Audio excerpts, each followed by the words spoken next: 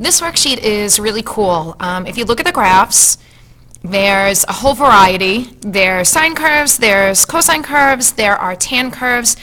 And what you have to do is you have to look at each curve. Number one, you have to decide if it's a sine, a cosine, or a tangent.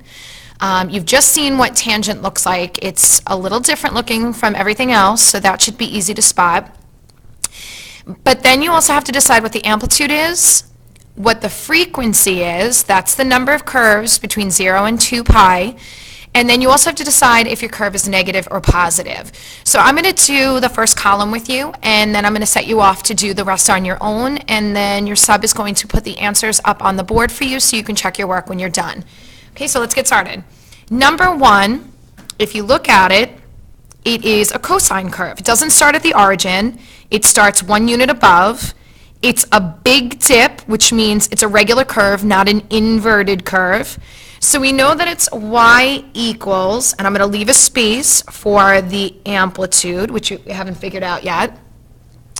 But the amplitude is 1 because it's going up as high as 1 above the x-axis, and it's going down as low as -1. So you could put a 1 there, or you could just leave it, because we know that 1 is assumed to be there if there's nothing there to begin with.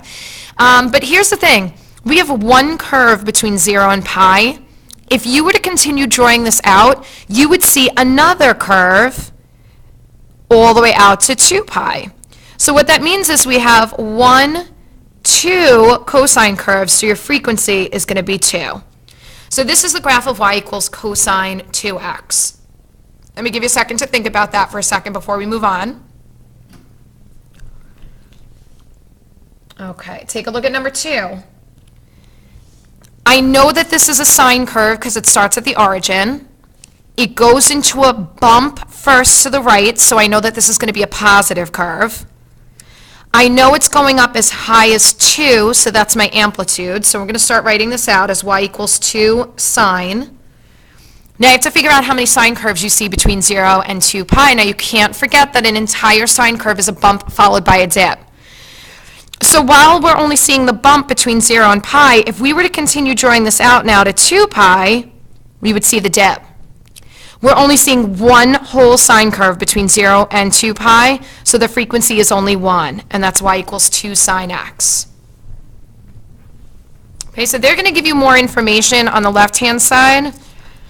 You have to focus on, though, what's happening between 0 to 2 pi, even if it's not drawn out that far. So you have to keep that in mind. Let me give you a second to kind of take that all in. And then we're going to move on to number 3.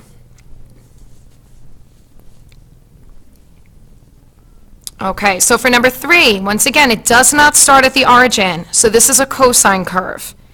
It starts above the x-axis, so it's a positive cosine curve. And the amplitude here is only 1. So this is y equals 1 cosine.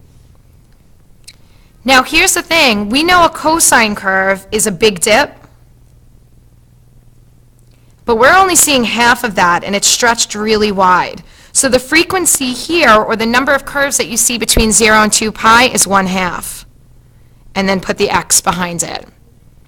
So those are the answers for the first 3 questions.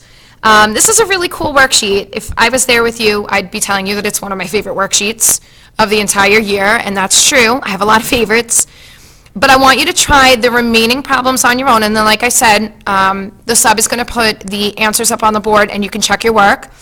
Then you have a problem worksheet very similar to this for homework, and that's going to be due tomorrow. So tomorrow I'm going to go over the last 2 nights of homework. All right, I hope you enjoyed this lesson, and I'll see you guys tomorrow.